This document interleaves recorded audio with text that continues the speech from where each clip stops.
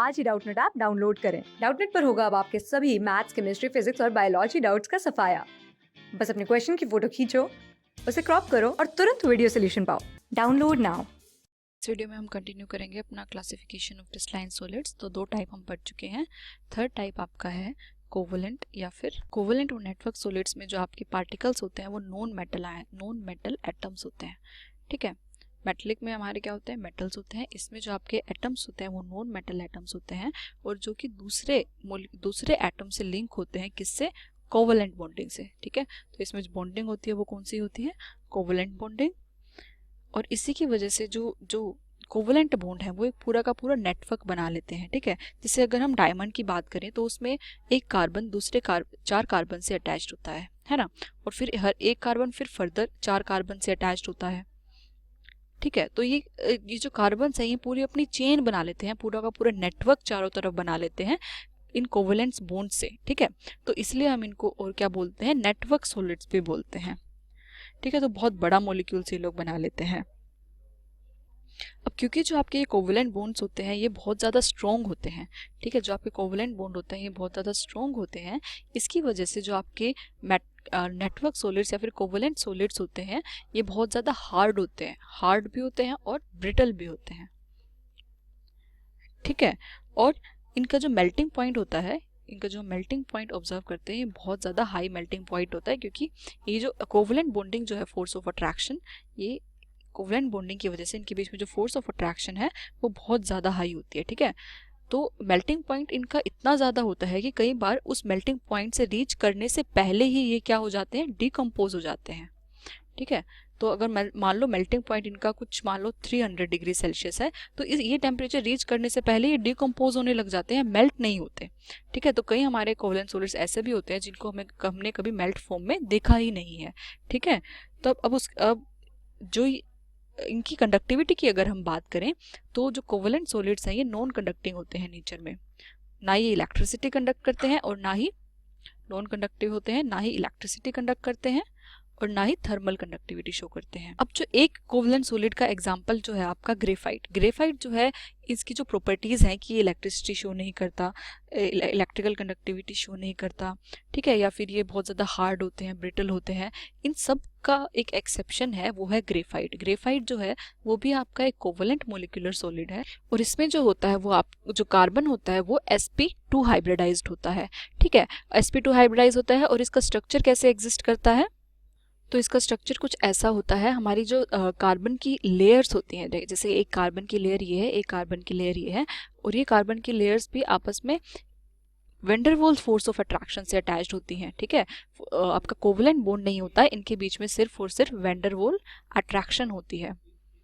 ठीक है, तो अब देखो ये कार्बन जो है वो sp2 हाइब्रिडाइज्ड है, इसका मतलब इसके पास एक इलेक्ट्रॉन जो है वो फ्री है, और जो वो फ्री इलेक्ट्रॉन होता है वो इन लेयर्स के बीच में एग्जिस्ट करता है।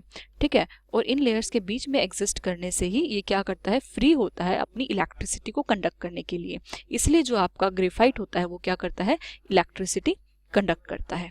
ठीक है, तो ये गुड कंडक्टर ऑफ इलेक्ट्रिसिटी होता है। और जो आपका ग्रेफाइट क्या होता है वो उसका नेचर बहुत ही सॉफ्ट होता है, मतलब इसका जो ये बहुत ही सॉफ्ट होता है। तो ये सॉफ्ट किस लिए होता है, क्योंकि अब जो दो लेयर्स हैं इन दोनों लेयर्स के बीच में सिर्फ वेंडरवॉल्स अट्रैक्शन है, और जो कि बहुत ही वीक अट्रैक्शन होती है और इसको हम आसानी से तोड़ सकते हैं। ठीक है, इसकी वजह से जो इसका नेचर होता है वो बहुत सॉफ्ट होता है, और ये जो लेयर्स हैं वो एक दूसरे के ऊपर स्लाइड भी कर सकती हैं। ठीक है, तो एक लेयर दूसरी लेयर्स के ऊपर स्लाइड कर सकती हैं, तो इसकी वजह से ये एक गुड लुब्रिकेंट भी होता है। ठीक है, जैसे कि आप देखते हो ये आपकी पेंसिल की जो आपकी पेंसिल होती है उसमें आपका ग्रेफाइट यूज होता है जिससे आप लिखते हो, तो ये आप पेंसिल से आप बिल्कुल बहुत ही सॉफ्टली लिख पाते हो। क्यों, क्योंकि जो ग्रेफाइट की लेयर्स हैं वो एक दूसरे के ऊपर बहुत ही ईजिली स्लाइड करती हैं।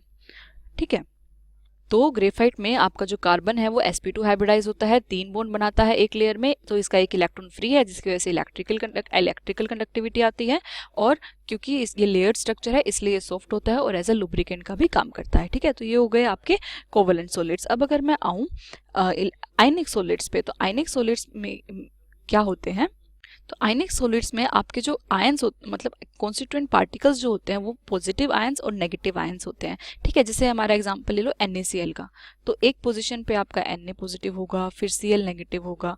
ठीक है, फिर यहाँ पे Na पॉजिटिव या फिर Cl नेगेटिव, कैसे भी। ठीक है, तो ये आपस में जो ये पॉजिटिवली चार्ज आयंस है और जो नेगेटिवली चार्ज आयंस है ये अरेंज्ड होते हैं। ठीक है, और इन्हीं एक के अरेंजमेंट से आपका पूरा का पूरा 3 डायमेंशनल स्ट्रक्चर बनता है आपके आयनिक सॉलिड्स का। और अब इनके बीच में जो फोर्स ऑफ अट्रैक्शन है वो कौन सी होती है? आयनिक, क्योंकि ये आयंस है तो इनके बीच में कौन सी फोर्स ऑफ अट्रैक्शन होती है? आयनिक होती है। ठीक है, जैसे आपके मॉलिक्यूलर सॉलिड्स में पोलर होती है, नॉन पोलर होती है, हाइड्रोजन बॉन्डिंग होती है।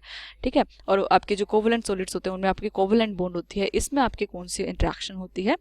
क्योंकि ये आपके आयनिक बॉन्ड है, क्या है? आयनिक बॉन्ड है, तो इनके अंदर strong electrostatic force of attraction होती है। कौन सी अट्रैक्शन होती है? Strong electrostatic force of attraction. ठीक है, अब हम इसके कुछ कैरेक्टरिस्टिक्स पढ़ लेते हैं अपने आयनिक सॉलिड, क्योंकि जो इलेक्ट्रोस्टैटिक फोर्सेज होते हैं वो हमारे सबसे ज़्यादा स्ट्रॉन्ग फोर्सेज होते हैं, तो जो इनका मेल्टिंग पॉइंट होता है आयनिक सॉलिड्स का, ये बहुत ज़्यादा हाई होता है।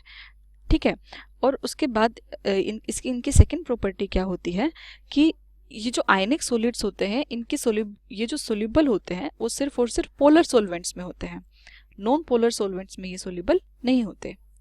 उसके बाद इनकी थर्ड प्रॉपर्टी क्या है कि इतने ज़्यादा स्ट्रॉन्ग इंटरमोलिकुलर इलेक्ट्रोस्टैटिक फोर्सेस की वजह से ये बहुत ज़्यादा क्लोज पैक्ड होते हैं। ठीक है, और इस क्लोज पैक्ड स्ट्रक्चर की वजह से ये बहुत ज़्यादा हार्ड होते हैं नेचर में।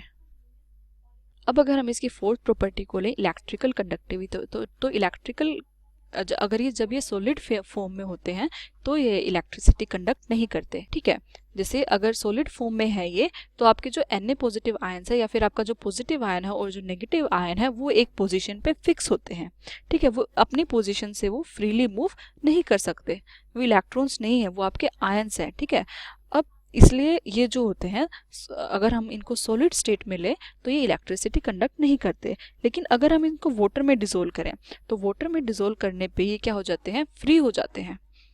ठीक है, Na पॉजिटिव आयन अलग हो जाता है और Cl माइनस आयन अलग हो जाता है, तो वाटर में डिसोल्व जब हम करते हैं तो ये इलेक्ट्रिसिटी कंडक्ट करते हैं, क्योंकि ये आयन्स फ्री हो जाते हैं चार्ज को कैरी करने के लिए। ठीक है, और ये सोल्यूबल आपके सिर्फ पोलर सॉल्वेंट्स में क्यों होते हैं? क्योंकि आपके ये क्या है? आयनिक नेचर के हैं। ठीक है, तो इनके पास एक पॉजिटिव चार्ज है और एक नेगेटिव चार्ज है। तो आपने पढ़ा ही होगा कि लाइक डिसोल्व्स लाइक, जैसे आपका सोल्यूट होगा अगर वैसा ही नेचर का सोलवेंट होगा तभी वो डिसोल्व होंगे। और पोलर सोलवेंट आपके कौन से होते हैं? जिनके ऊपर फिर से कुछ ना कुछ पॉजिटिव और कुछ ना कुछ नेगेटिव चार्ज जनरेट हो जाता है। ठीक है, तो ये सिर्फ ऐसे ही काइंड के सोलवेंट्स में क्या होते हैं? सोल्यूबल होते हैं, ताकि पॉजिटिव आपका इंटरेक्ट कर सके, पॉजिटिव नेगेटिव से इंटरेक्ट कर सके और नेगेटिव पॉजिटिव से इंटरेक्ट कर सके। ठीक है, लेकिन अगर आपका सोलवेंट जो होगा अगर वो नॉन पोलर होगा, जैसे आपका साइक्लोहेक्सेन हो गया, तो इसके पास कोई पॉजिटिव नेगेटिव चार्ज नहीं है, तो आपका जो NaCl है या फिर आपको कोई भी आयनिक सॉलिड है वो उसमें डिसोल्व नहीं हो पाएगा। ठीक है, तो ये हो गई आपकी आयनिक सॉलिड्स की कुछ प्रॉपर्टीज।